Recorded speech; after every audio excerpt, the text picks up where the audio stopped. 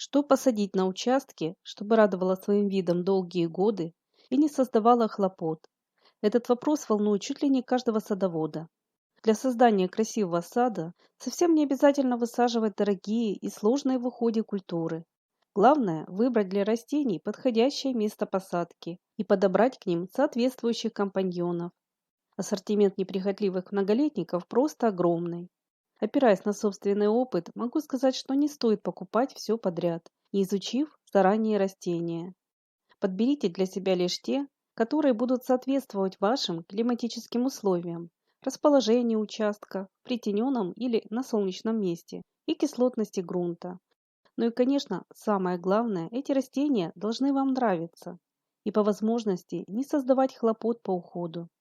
Как раз о неприхотливых многолетниках, которые подойдут даже самым занятым и неопытным садоводам, я и хочу сегодня рассказать.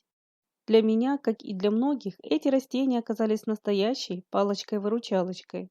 Даже при минимальных затратах сил и времени по их содержанию и посещая свой участок не чаще одного раза в неделю, они никогда меня не разочаровывали и оставались привлекательными долгие месяцы.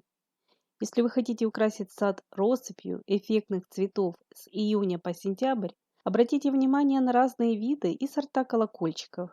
Наиболее неприхотливые низкорослые почвопокровные колокольчики. Их цветки бывают белого, сине-голубого и фиолетового цвета. Кустики очень обильно цветут и невероятно украшают сад. Особого ухода не требуют. Хорошо разрастаются невысокими плотными дернинами высотой до 25-30 см. Низкорослые колокольчики составят отличную компанию многим садовым растениям. Они будут уместны даже в розарии, прикрывая оголенную нижнюю часть кустов и почву от сорняков.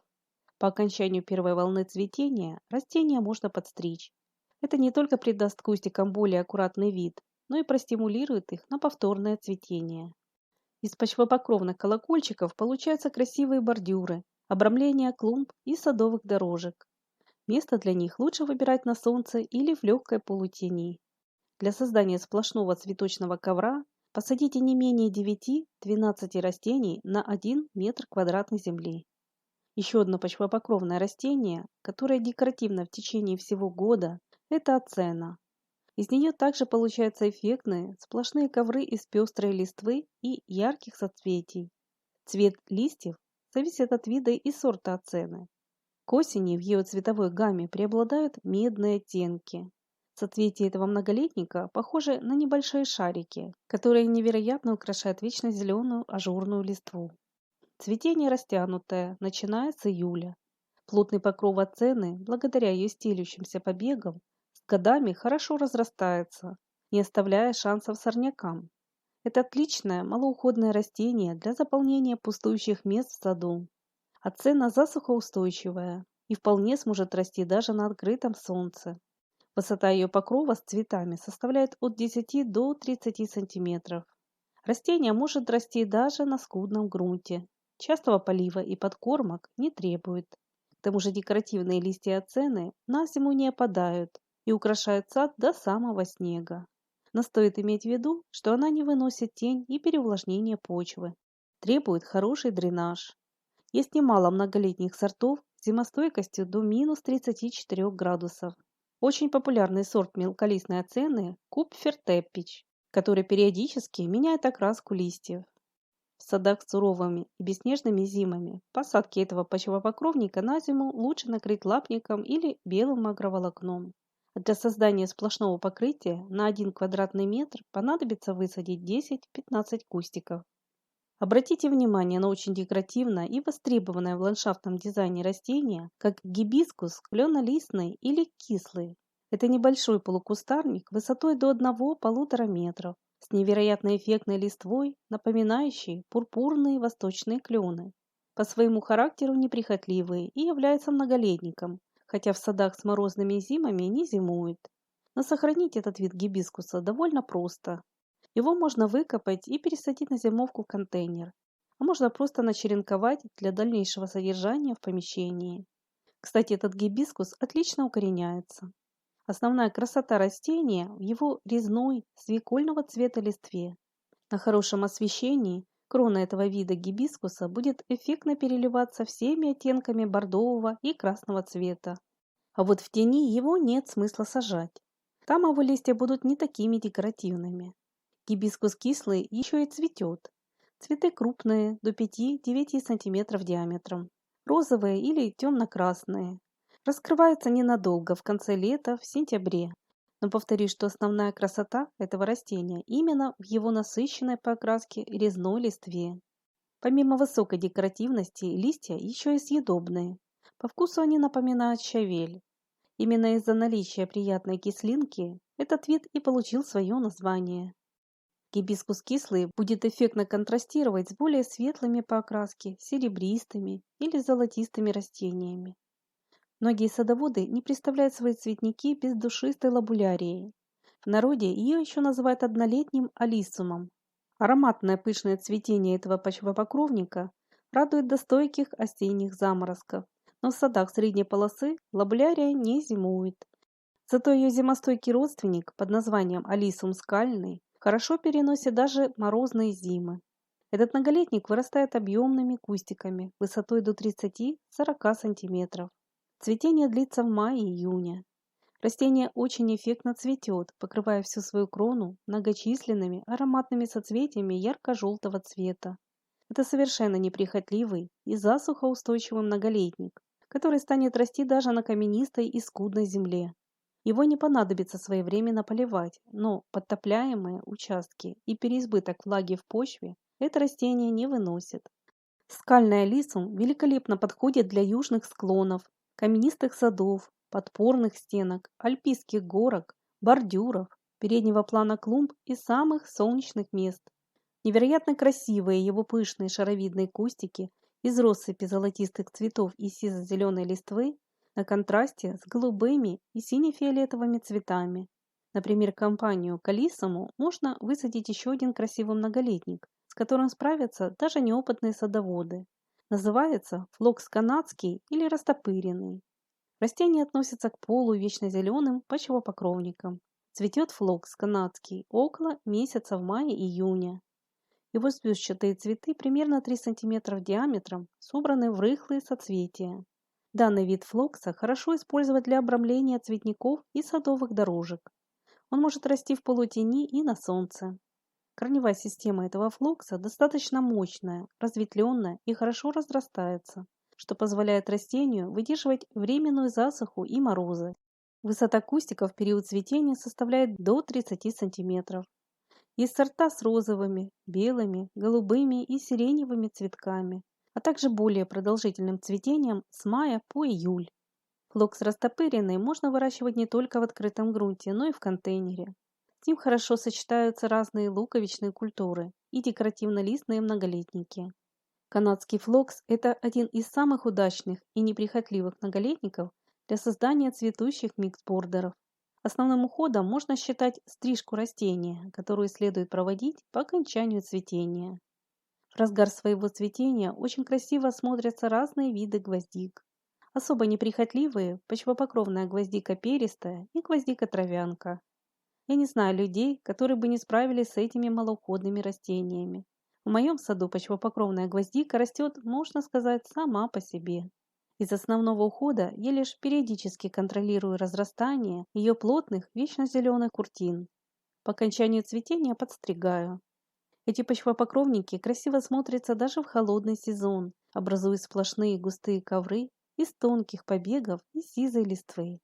С помощью подобных многолетников можно легко и быстро решить вопрос с пустующими участками, где постоянно прорастает трава и сорняки. В моем случае почвопокровная гвоздика вместо обычной мульчи укрывает участки под некоторыми кустарниками. Всего за пару сезонов из нескольких кустиков нарастает пышный цветущий ковер. Яркие цветочки гвоздики всегда привлекают взгляд. Есть растения с обычными и махровыми цветами. Цветение не только обильное, но и очень ароматное. Почвопокровные виды гвоздик, мороза и жаростойкие, засухоустойчивые и непривередливые к составу почвы. Но на заболоченных участках их лучше не сажать. В основном же никакого специального ухода эти многолетники не требуют и отлично подойдут даже занятым садоводам. На солнечных участках можно высадить яркую гайлардию и невяник. Если у вас недостаточно времени даже для полива своих растений, обратите внимание на разные очитки. Из многочисленных его видов можно подобрать и те, что обильно и ярко цветут. Почвопокровные очитки в основном имеют желтые соцветия, а у читковидного цветы розовой, бело-сиреневой или пурпурной окраски. Но есть растения, которые декоративны круглый год за счет своей эффектной листвы. Для сухих и каменистых мест отлично подойдет такое растение, как молодила. Его еще называют каменной розой. Этот неприхотливый многолетник способен очень долго обходиться без полива. Всю необходимую влагу он запасает в своих мясистых листьях. Растение морозостойкое и хорошо разрастается. Когда молодила отцветет, розетка погибает, но к тому времени она уже успевает нарастить вокруг себя приличное потомство. Так что пустоты при ее исчезновении вы даже и не заметите. Меня часто спрашивают, какие многолетники можно посадить на могилках, чтобы за ними вообще не ухаживать и не поливать. Вот как раз молодила для таких малоуходных цветников идеально подходит. Без полива, довольствуясь природными осадками, обходится еще одно вечно зеленое растение под названием юка ничатая. Этот южный экзот уже давно прижился в садах средней полосы. А в моей климатической зоне 5Б зимует без укрытия и выдерживает морозы до минус 23 градусов. Юка очень эффектно цветет, выпуская в июне-июле мощные, высокие цветоносы с крупными ароматными колокольчиками сливочного цвета. Но в последнее время моей любимицей стала юка вариегатная. За несколько лет роста в моем саду она так и не зацвела. Наверное, еще молодая. Но цветения от нее я и не жду, потому что приобретала ее исключительно из-за красоты эффектной пестрой листвы. Довольно засухоустойчивый и декоративный круглый год, вечно зеленые многолетники арабис кавказский и тимьян. Мне очень нравится вариегатный арабис. Он украшает сад круглый год. Эти многолетники хорошо с годами разрастаются, укрывая оголенную почву от сорняков. И к тому же они еще и очень обильно цветут. Растения относятся к разряду неприхотливых и засухоустойчивых. К составу почвы не капризные, за исключением болотистой и закисленной земли. В моем саду зимуют без укрытия. Вечно зеленые листочки и веточки тимьяна мы часто используем для ароматизации чая и в качестве приправ некоторых блюд. Если вы хотите создать так называемые ленивые цветники, посадите неприхотливый эригерон и энотеру. Особо красивое сочетание ярко-желтой энотеры и сине-фиолетового или голубого эригерона. Клумбы в тени отлично украсят баданы, сортовые брунеры и медуницы. Не забывайте также про разные примулы. Среди этого многолетника есть сорта с простыми и махровыми цветами, вид которых напоминает миниатюрные розочки. К тому же есть примулы, цветущие не только весной или в начале лета, но и повторно осенью. Все вышеперечисленные растения можно смело отнести к разряду малоуходных. Они будут украшать ваш участок не только своими цветами, но и декоративной листвой. И про такие многолетники часто говорят «посадил и забыл». Но только как тут забудешь о такой красоте? Каждый раз, приезжая в свой сад, пусть не часто, а лишь по выходным, не перестаешь радоваться всем этим растениям. Каждая из них привлекательна по-своему и достойная занять свое почетное место в саду. А какие еще малоходные многолетники вы можете посоветовать? Возможно, есть особо любимые вами растения. Не забывайте подписываться на наш канал. Делитесь ценным опытом и оставляйте свои комментарии. А если это видео было вам интересным, не забудьте, пожалуйста, поддержать нас своим лайком. И до новых встреч на канале Добрый сад.